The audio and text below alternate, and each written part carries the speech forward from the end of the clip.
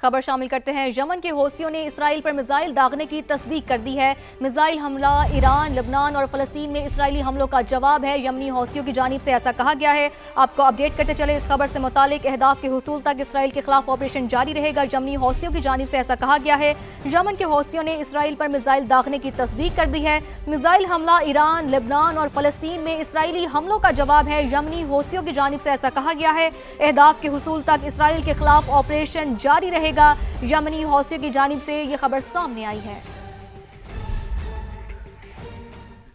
तो ईरान का इसराइल पर एक और तगड़ा वार, क्लस्टर मिसाइल भी दाग दिए हैं। इसराइल का डिफेंस सिस्टम आयरन डोम ईरानी मिसाइल रोकने में नाकाम दिखाई दिया। ईरानी मिसाइल गिरने से तबाही आई है और ये बताया जा रहा है कि एक इसराइली हलाक भी हुआ है, मुताद्दिद जख्मी भी हुए हैं। बिल्कुल, और मुताद्दिद तलबीब में इमारतें हैं जिन्हें नुकसान पहुंचा है। गाड़ियों में आग भड़क मची है। बहरीन की बात करें जहां हमले हुए हैं।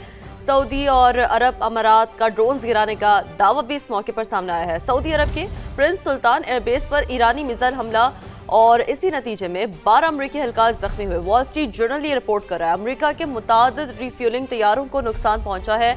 अमरीकी अखबार ये रिपोर्ट कर रहा है और बेस पर मौजूद अमरीकी तैयारे जुज़वी तौर पर मुतासर भी हुए हैं। तो ये रिसेंट डेवलपमेंट्स है जो सामने आ रही है। इसराइल और अमेरिका के भी ईरान पर हमले जारी है, यानी कि सिचुएशन बढ़ती जा रही है और ज़्यादा जो है वो गंभीर होती जा रही है। तेहरान और इस्फहान पर शदीद बमबारी हुई है। मुतादिद अफराद के जख्मी होने की भी इतलात मौसूल हुई है। मेहराबाद एयरपोर्ट की बात करें जिसके करीब भी धमाकों की इतलात है। कुछ विजुअल्स हम भी आपको दिखा रहे हैं।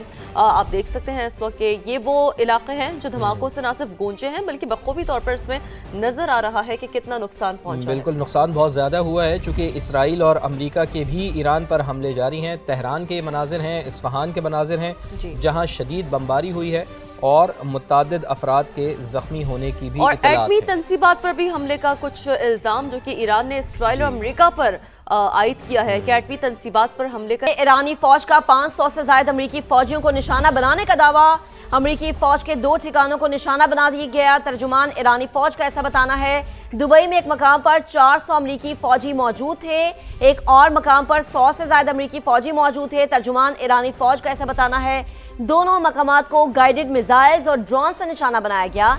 एम्बुलेंसेस कई घंटे तक लाशों और जख्मियों को निकालती रही। तर्जुमान ईरानी फौज का ऐसा बताना है। ट्रंप को समझना होगा ये खित्ता अमरीकी फौजियों का कब्रिस्तान बनेगा। ईरानी फौज का 500 से ज्यादा अमरीकी फौजियों को निशाना बनाने का दावा। तर्जुमान ईरानी फौज के मुताबिक अमरीकी फौज के 2 ठिकानों को निशाना बनाया गया है। दुबई में एक मकाम पर 400 अमरीकी फौजी मौजूद थे। तर्जुमान ईरानी फौज ने यह भी बताया कि एक और मकाम पर 100 से ज्यादा अमरीकी फौजी मौजूद थे। दोनों मकामात को गाइडेड मिसाइल्स और ड्रोन से निशाना बनाया गया।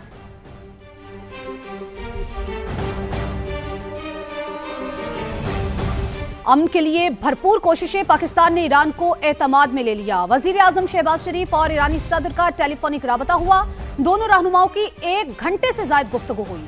कशीदगी के खात्मे के लिए सिफारतकारी पर तबादला ख्याल किया गया। वजीर आजम की ईरान पर इसराइल के मुसलसल हमलों की शदीद मजम्मत। 1900 से ज्यादा कीमती जानों के ज़िया पर गहरे दुख का इजहार किया।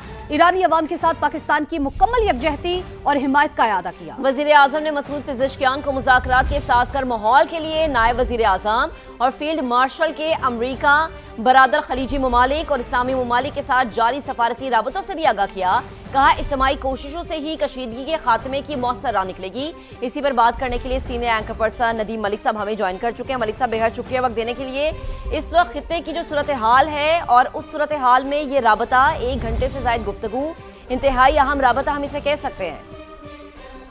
जी, बहुत अहम है और पाकिस्तान का रोल भी काबिल सताइश है। पाकिस्तान के पास इस वक्त एक बहुत ही यूनिक पोजीशन है। पाकिस्तान अरब दुनिया के साथ भी इंटरेक्ट कर रहा है, पाकिस्तान अमेरिका को भी इंगेज कर रहा है और पाकिस्तान ईरान के साथ भी राब्ते में और कोशिश कर रहा है कि तमाम जो फरीक हैं इस तनाज़े के उनको एक ऐसी जगह पर लाया जा सके जहां बजाय ये कि किसी को बहुत ज़्यादा नुकसान हो जाए और बहुत ज़्यादा हजीमत उठाना पड़े, उसकी बजाय एक ऐसा रास्ता निकला है जिसमें सारों को फेस सेविंग भी मिल जाए और बहुत ज़्यादा जो जानी नुकसान है ईरान का उससे भी बचा जा सके। इस वक्त सूरत हाल थोड़ी सी मुश्किल इसलिए है कि जो यूएस प्रेसिडेंट ट्रंप है वो एक इसराइली जंग को परसू करते हुए इस इलाके के अंदर आए हैं, लेकिन उनका स्टाइल इतना अनप्रेडिक्टेबल है कि वो कुछ भी कहने से वो गुरेज नहीं करते। वो कभी एमबीएस का नाम लेके कुछ भी कह देते हैं, कभी ईरानियन लीडरशिप का नाम लेके भी कुछ कह देते हैं। उसके जवाब में ईरान की तरफ से रद्द अमल आता है। पाकिस्तान ने इस तमाम तनाज़े में बहुत करीबी राब्ता रखा है सऊदी अरब से भी और ईरान की क़यादत से भी, ताकि इन दोनों का ममालिक का आपस में एक नया तनाज़ा ना शुरू हो जाए। और उसको इस चीज़ को आगे बढ़ाने के लिए ज़रूरी है कि यूएस प्रेसिडेंट जो ट्रंप है वो भी थोड़ा सा दानिशमंदी का मुजाहरा करें। वो काउबॉय स्टाइल जो है वो उसको लेकर बहुत सारे ऐसे जुमले और ऐसे फिक्रे बोलते हैं जिससे लगता यह है कि अमेरिका तो बस छाया हुआ है, लेकिन ये बात दुरुस्त नहीं है। अमेरिका के जितने इत्तेहादी ममालिक थे इस इलाके के अंदर उनको बहुत नुकसान हो रहा है, खासतौर पर यूएई के अंदर, बहरीन के अंदर सूरत हाल काफी खराब है। और अमेरिका इस इलाके में अपने बहरी बेड़े लेकर तो मौजूद है, लेकिन वो इन ममालिक के तहफ़्फ़ुज़ के लिए कुछ भी नहीं कर रहा है। इनकी बेसिस भी यूज कर रहा है, लेकिन उनको बचाने के लिए भी कुछ नहीं कर रहा है। तो अमेरिका को भी जल्द अपनी जो एक्सट्रीम पोजीशन, अभी दोनों ममालिक ने एक मैक्सिमलिस्ट पोजीशन ली है, ईरान ने भी और अमेरिका ने भी, तो पाकिस्तान इन दोनों को एक मुतवाज़िन जगह पर लाने की कोशिश कर रहा है। होपफुली सिलसिला आगे बढ़ेगा। ठीक है। अब नदीम मलिक साहब, पाकिस्तान किरदार निभाने की कोशिश कर रहा है। ये जो अहम राब्ता किया गया है जिसमें सिफारती राबतों से भी आगाह किया गया है और ये भी कहा गया है कि अमन जो है, मकसद इसका ये है कि अमन मुज़ाकरात हो, तो समझते हैं कि आने वाले वक्तों में इसके अच्छे नताइज सामने आ सकते हैं। दूरस नताइज आप क्या आते हुए देखते हैं इसके? देखिए, मैं तो बड़ा पुरुमीद हूँ कि पाकिस्तान की ये जो कोशिशें हैं उनका मकसद यही है कि ये खित्ते में जंग का सिलसिला जो है उसको रोका जा सके, ये तनाज़ा मजीद आगे ना बढ़े, तो उसका नतीजा बेहतर निकलेगा। इस वक्त जो अमेरिका की मांग है, अमेरिका की मांग में एक इशू जो न्यूक्लियर के हवाले से है उसके ऊपर ईरान किसी हद तक फ्लेक्सिबिलिटी दिखाएगा, खास तौर पर जो उसके पास स्टॉक पाइल्स हैं 60% यूरेनियम के, और जो यूरेनियम को मजीद एनरिचमेंट करने का प्रोग्राम है उसको रोकने के हवाले से, वहाँ तो ईरान को भी उम्मीद है कि फ्लेक्सिबिलिटी का मुजाहरा करेगा। लेकिन जो अमेरिका की दूसरी मांग यह है कि ईरान अपना जितना मिसाइल प्रोग्राम है, बैलिस्टिक मिसाइल जो उसके हिट कर सकते हैं इसराइल को, उसको भी तर्क कर दे। इसके ऊपर ईरान को पीछे नहीं हटना चाहिए और मेरे ख्याल में यही एक बुनियादी नुक्ता है जिसके ऊपर इसराइल अमेरिका को पुश करता है कि जब तक ये मिसाइल प्रोग्राम ना छोड़े तब तक बात नहीं करनी, और ईरान इसको नहीं छोड़ेगा। इसी तरीके से ईरान मांग करता है कि जो स्ट्रेट ऑफ हॉर्मुज़ है उसके ऊपर ईरान का मुकम्मल कंट्रोल रहे। अमेरिका की ख्वाहिश यह है कि अमेरिका का भी उसके अंदर रोल आ जाए। तो ये 2-3 ऐसे इश्यूज हैं जिसके ऊपर फ्लेक्सिबिलिटी दोनों को दिखानी पड़ेगी। इसी तरीके से ईरान भी है ना, क्योंकि खित्ते का अमन इसी में ही छुपा हुआ है। बेहद शुक्रिया, आप हमारे साथ मौजूद थे, गुफ्तगू कर रहे थे। पाकिस्तान की कामयाब सिफारतकारी आलमी तवज्जो का मरकज। ईरान और अमेरिका को मेज पर बिठाने के लिए बड़ी मुशावरत। तुर्की, मिस्र, सऊदी अरब और पाकिस्तान के वज़राए ख़ारजा का अहम इजलास कल इस्लामाबाद में होगा। हक़ान फिदान, फैसल बिन फरहान और डॉक्टर बदर नायब वज़ीर-ए-आज़म इसहाक डार की दावत पर पाकिस्तान पहुंचेंगे। इसी बारे में मजीद बात करेंगे। टिका खानसानी ने हमें ज्वाइन किया है। टिका, इस हवाले से बताइए।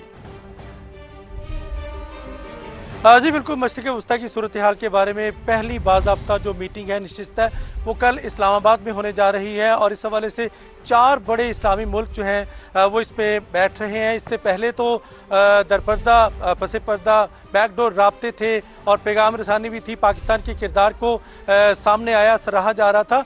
तमाम अब पहली मरतबा ये ओपन डायलॉग होने जा रहे हैं मशरिक़ वस्ता के हवाले से, जिसमें यकीनन आपने जैसे कहा कि वज़राए ख़ारजा इस पे बैठ रहे हैं, ख़ासतौर पे सऊदी अरब के शहज़ादा फैसल बिन फरहान, इसी तरह तुर्किया के हक़ान फिदान और मिस्र के डॉक्टर बदर अब्दुल आती। इसमें पाकिस्तान जो है वो मेज़बानी कर रहा है। इस्लामाबाद में ये नशिस्त होगी और इसके बाद न सिर्फ ये मुज़ाकरात होंगे बल्कि तमाम स्टेक होल्डर्स के साथ मुलाकात होगी, जिसमें मेज़बानी जो है वो पाकिस्तानी वज़ीर ख़ारजा इसहाक डार जो डिप्टी प्राइम मिनिस्टर हैं वो कर रहे हैं, वो भी इस नशिस्त का हिस्सा होंगे। 4 बड़े इस्लामी ममालिक जो हैं वो बैठ रहे हैं इस्लामाबाद और पूरी दुनिया की नज़रें इस वक्त पाकिस्तान की तरफ हैं और पाकिस्तान के किरदार को सराहा जा रहा है। जैसा कि आज वज़ीर आज़म शहबाज शरीफ से ईरानी सदर डॉक्टर मसूद बख्तियार की जो बात हुई है, राब्ता हुआ है, ठीक है, आप हमें अपडेट कर रहे थे। बेहद शुक्रिया आपका।